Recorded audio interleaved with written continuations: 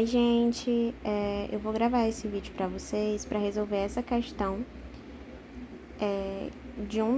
que está presente em um dos documentos que eu enviei para vocês, porque o áudio do GED ele ficou mudo, tá certo? E aí é muito provável que caia uma questão semelhante a essa na prova de vocês. Então eu vou resolver e dar o direcionamento das respostas, tá certo?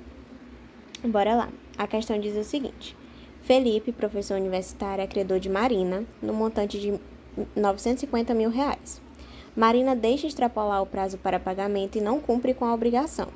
Felipe ingressa em juízo com uma execução de obrigação de pagar a quantia certa com base em título executivo extrajudicial contra Marina, empresária e devedora solvente. Felipe desconhece bens da devedora que possam ser levados à penhora. A devedora é devidamente citada para pagar, deixa extrapolar o prazo para pagamento e não efetua o mesmo.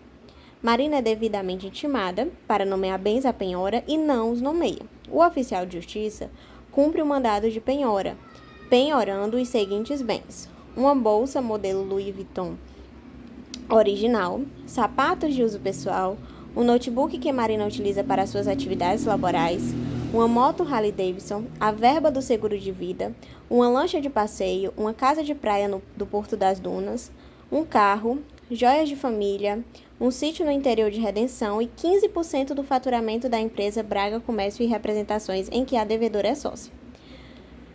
A questão ainda informa para vocês uma questão a mais, né? Marina é sócia, quando ela diz assim, que Marina é sócia da empresa Braga Comércio e Representações, possuindo 60% das cotas integralizadas, tá? Aí, a questão, ela te traz 3 perguntinhas básicas que você consegue responder tranquilamente, tá certo? O item A, ele fala assim: podem todos esses bens sofrer penhora? Justifique sua resposta.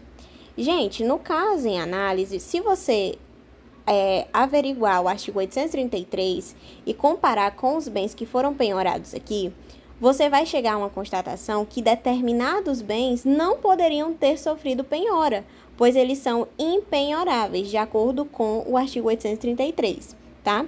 Quais são esses bens? Os sapatos de uso pessoal de Marina não poderiam ter sido penhorados porque são bens de uso pessoal, então não poderiam ter sofrido penhora. O notebook que ela utiliza para trabalho também não poderia ter sido penhorado, né? Porque lembrem-se que os utensílios utilizados para o exercício da atividade laboral são bens impenhoráveis, tá? Então, o notebook aqui de Marina também é impenhorável. E a verba do seguro de vida também é um bem que não deveria ter sofrido penhora, por ser bem impenhorável. Onde é que está isso, Thaisa? Tá no CPC, artigo 833, tá certo? Quando ele diz assim, são impenhoráveis. Inciso 3º, os vestuários, bem como os pertences de uso pessoal do executado, salvo se de elevado valor. É por isso que a bolsa Louis Vuitton dela poderia ter sido penhorada, tá? A penhora da bolsa Louis Vuitton, apesar de ser um bem de uso pessoal, pode sim ser penhorada porque é um bem de elevado valor, tá? O inciso 5º do 833 nos diz o seguinte: os livros, as máquinas, as ferramentas, os utensílios, os instrumentos, outros bens móveis necessários ou úteis ao exercício da profissão do executado também são impenhoráveis. E o inciso 6º, né, nos diz que o seguro de vida também é um bem que é impenhorável.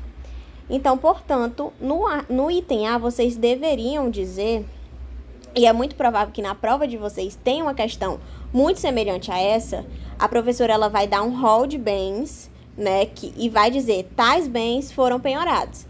E aí, dentro desse rol de bens, você vai precisar descrever qual desses bens ou quais desses bens são impenhoráveis de acordo com o artigo 833, tá? No nosso caso, são os sapatos de uso pessoal, o notebook da executada e a verba do seguro de vida, tá?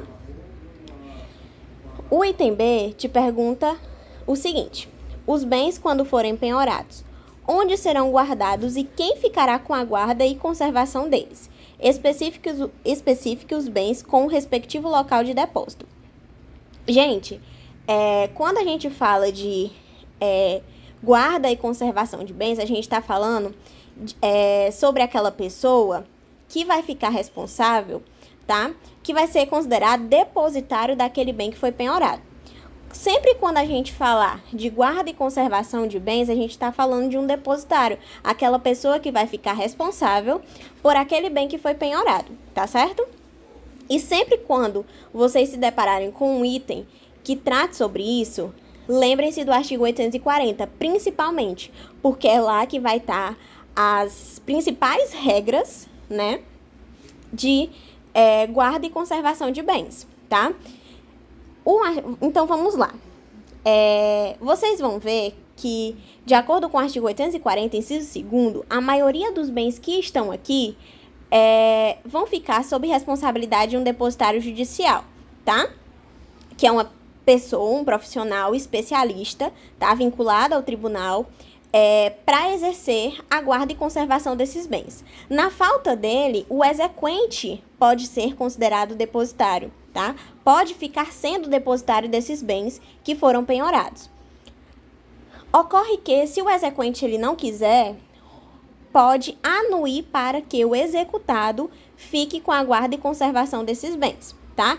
Da onde é que você está tirando essas informações, Thaisa? Do artigo 840, inciso 2º, e parágrafo 1º. E o parágrafo 2º também, do 840, salvo engano. Deixa eu ver aqui se são esses parágrafos mesmo. Isso, exatamente. O artigo 840, ele nos diz o seguinte: são preferencialmente depositados as quantias em dinheiro, os papéis de crédito, as pedras e os metais preciosos no Banco do Brasil, na Caixa Econômica Federal ou em banco do qual o Estado ou o Distrito Federal possua mais da metade do capital social integralizado, ou, na falta desses estabelecimentos, em qualquer instituição de crédito designada pelo juiz. Inciso 2º, os móveis, os semoventes, os imóveis urbanos e os direitos aquisitivos sobre imóveis urbanos ficam em poder do depositário judicial. Inciso 3º, os imóveis rurais, os direitos aquisitivos sobre imóveis rurais, as máquinas, os utensílios e os instrumentos necessários ou úteis à atividade agrícola, mediante calção idônea, ficam em poder do executado. Parágrafo 1º do 840. No caso do inciso 2º do caput, se não houver depositário judicial, os bens ficam em poder do exequente. Vocês vão ver que a maioria dos bens que estão lá descritos e que foram penhorados vão se encaixar na regrinha do inciso 2º, né? Do inciso 2º do 840, porque eu tenho muitos bens que foram penhorados e esses bens são móveis, tá?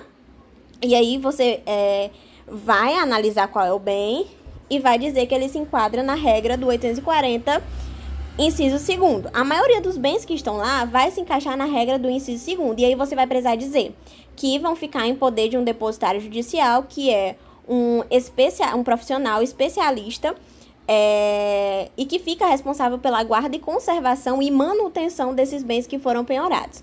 Na falta de um depositário judicial, conforme artigo 840, parágrafo 1º, esses bens móveis ou imóveis urbanos, né, semoventes, direitos aquisitivos sobre imóveis urbanos, podem ficar sob responsabilidade do exequente. Caso o exequente não queira, porque guarda e conservação de bens vai lhe exigir muita responsabilidade, vai lhe exigir tempo, vai lhe exigir dinheiro, porque conservar um bem lhe exige também dinheiro, tá? O exequente pode anuir para que o executado fique com a guarda e conservação desses bens, tá certo? Então, vamos analisar quais foram esses bens que foram penhorados, né? E quais desses bens e como é que vai ficar o depósito e conservação desses bens, tá certo? Então, a bolsa modelo Louis Vuitton. Gente, uma bolsa, tá? O objeto bolsa é um bem móvel. Se é um bem móvel, de acordo com o artigo 840, né? A bolsa vai ser preferencialmente depositada em poder de um depositário judicial. Contudo, entretanto, todavia, caso não haja, né, a presença ali de um depositário judicial disponível para ficar responsável pela guarda e conservação desse bem, essa bolsa pode ficar em poder do exequente. Caso o exequente anua, não queira ficar sendo considerado depositário desse bem, né? Depositário não. Caso o exequente não queira ficar responsável por esse bem, pela guarda e conservação desse bem, a bolsa pode ficar sob responsabilidade e conservação do próprio executado, caso o exequente anua. E aí você vai acrescentando essas informações, tá certo? Você pode dizer aqui, ó, que a bolsa, os sapatos, o notebook, a moto, a lancha, né? A casa de praia, o carro, eles podem ficar, de acordo com o artigo 840, inciso 2º, sob responsabilidade de um depositário judicial, tá? Caso não haja disponibilidade de um depositário judicial para ficar responsável por esses bens, o exequente ele pode ficar responsável, tá? Caso o exequente não queira, de acordo com o parágrafo 2º do artigo 840, o executado ele pode ficar responsável, desde que o exequente anua, tá certo? Declare a anuência, né, para que o executado fique responsável por esses bens, tá? Agora, no caso, a verba do seguro de vida. Verba de seguro de vida é dinheiro, então não se enquadra na regra do inciso 2º do artigo 840. Se não se enquadra no artigo 840, parágrafo 2º, a verba do seguro de vida vai ficar sob responsabilidade de quem? Vai entrar na regrinha do 840, inciso 1º, tá certo? O 840, novamente, repetindo, elucida, né, que serão preferencialmente depositados as quantias em dinheiro, os papéis de crédito e as pedras e os metais preciosos no Banco do Brasil ou na Caixa Econômica Federal ou em banco do qual o Estado ou o Distrito Federal possua mais da metade do capital social integralizado. Na falta desses estabelecimentos, o juiz ele pode nomear uma instituição de crédito para ficar responsável por essa quantia de dinheiro que foi depositada, tá certo? No caso, o seguro de vida. E aí você teria que dizer, né, que a verba do seguro de vida, de acordo com o artigo 840, inciso 1º, ficaria na responsabilidade ou do Banco do Brasil, ou da Caixa Econômica, ou de um banco do qual o Estado ou o Distrito Federal possua mais da metade do capital social integralizado. E ainda acrescentaria, né, que é exatamente o finalzinho do inciso 1º do 840. Na falta de qualquer desses estabelecimentos, o juiz ainda poderia nomear uma instituição de crédito para ficar responsável por esse bem, né, que foi penhorado, que é a verba do seguro de vida, tá certo? As joias de família, né, no caso que também foram penhoradas, é um dos bens que também vai se enquadrar na regra do artigo 840, inciso 1º, né, porque o 840, inciso 1º, além de falar das quantias em dinheiros que foram depositadas, que foram penhoradas, também vai nos dizer que as pedras e os metais preciosos vão ficar depositados ou no Banco do Brasil, ou na Caixa Econômica Federal, ou em banco do qual o Estado ou o Distrito Federal possua mais da metade do capital social integralizado.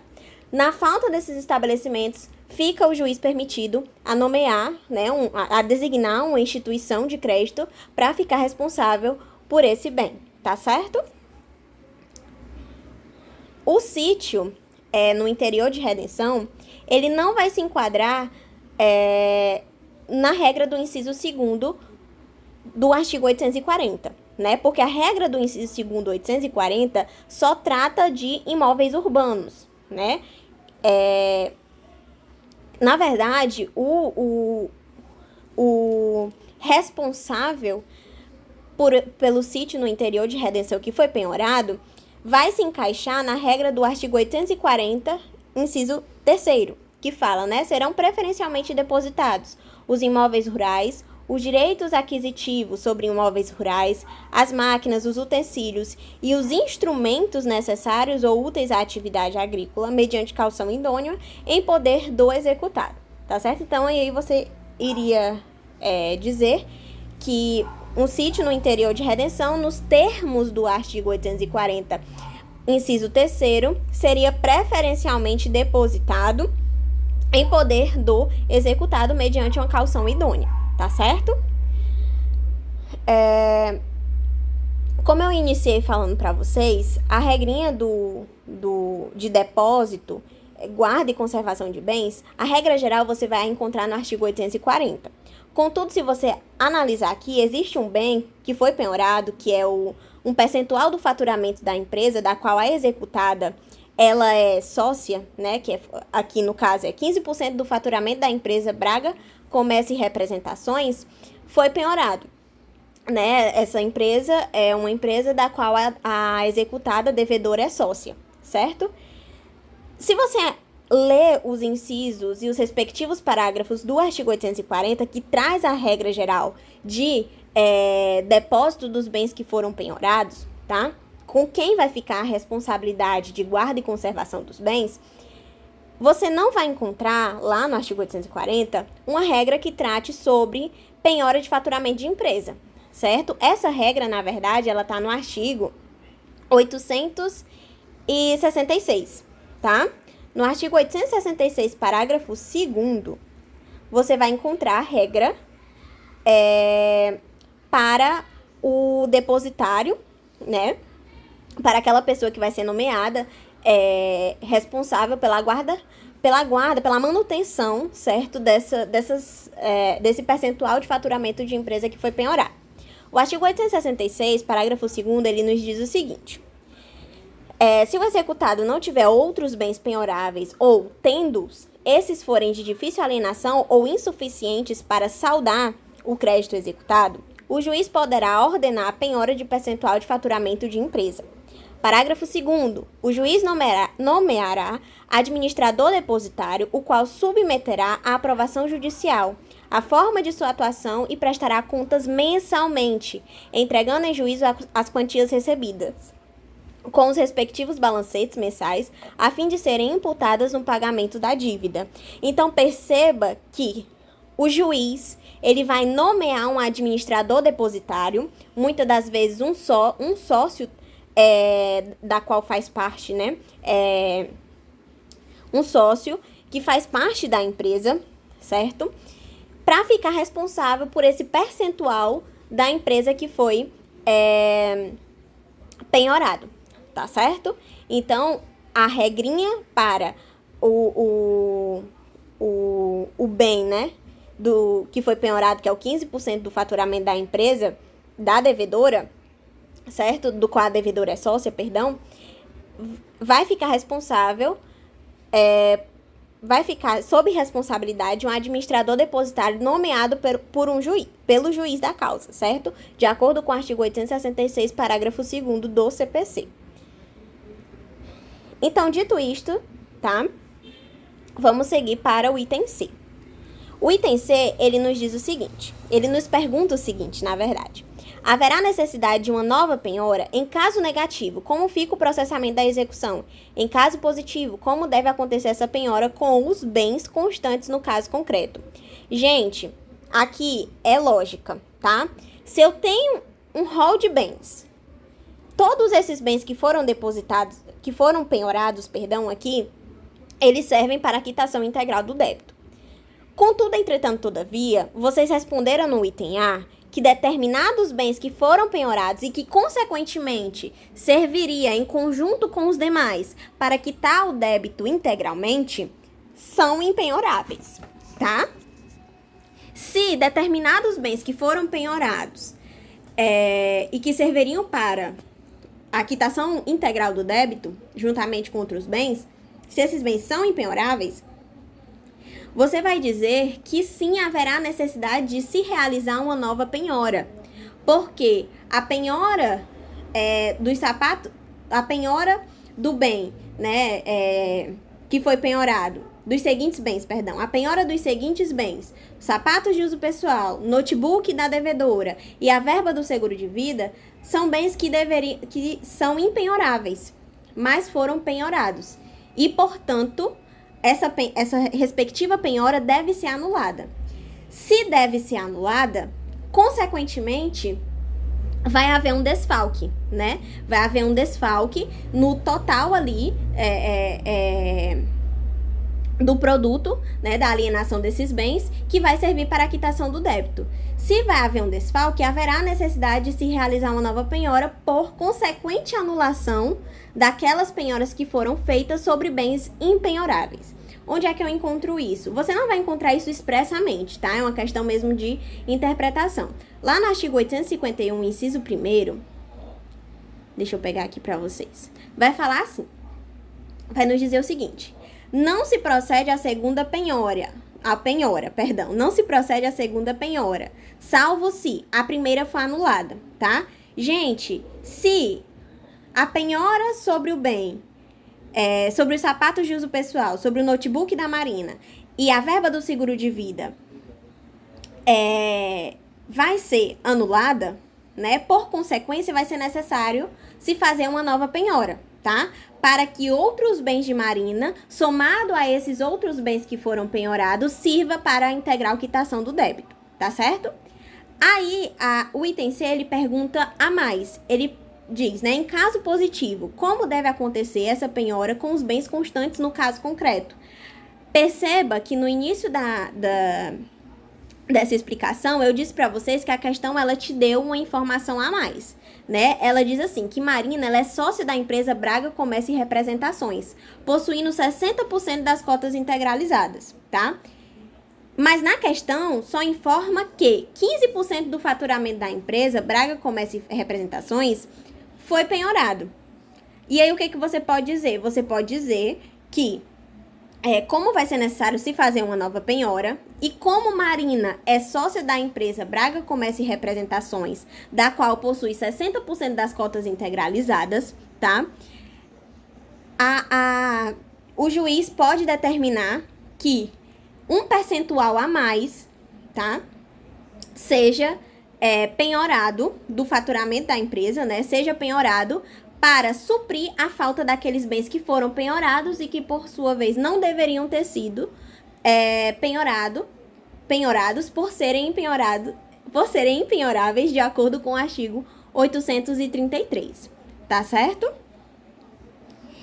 E aí, esse item é o que mais pega. Mas sempre que vocês verem, gente, um item que é nesse sentido, a maioria das vezes a Isabel, ela faz essa pergunta na questão subjetiva, a maioria das vezes, quase 100% das vezes, quase não, 100% das vezes, a resposta para o item C aqui vai ser sim, tá? Porque sempre dentro desse rol de bens aqui, vai ter algum bem, ou mais bens, que vão ser impenhoráveis. Se vão ser impenhoráveis, vai mexer no bolo total, né? Que serviria para a quitação do débito, tá certo? Quitação integral do débito. E, uma vez impenhoráveis, né? A penhora deve ser anulada e, por consequência, deve-se proceder uma nova penhora para suprir esse desfalque, tá certo? E aí, na questão, ela vai te dizer que a devedora ou devedor tem um outro bem, tá? E esse bem não foi penhorado. Aqui ficou subentendido, né? Ela não disse que mais cotas da empresa ou mais percentual do faturamento da empresa foi penhorado. Mas você pode dizer que mais percentual do faturamento da empresa pode ser penhorado, tá certo? Para suprir a falta desses bens que foram penhorados e que não poderiam ter sido, tá certo? Item D. O item D nos diz o seguinte: é possível que Felipe, esposo de Marina, possa adjudicar a casa na praia do Porto das Dunas e as joias de família? De que forma isso pode acontecer? Gente, lembrem-se, né, que a penhora, ela não retira o bem do patrimônio do devedor. Se ela não retira o bem do patrimônio do devedor, o que efetivamente retira, Thaís? O que efetivamente retira o bem do patrimônio do devedor, gente, é a expropriação do bem.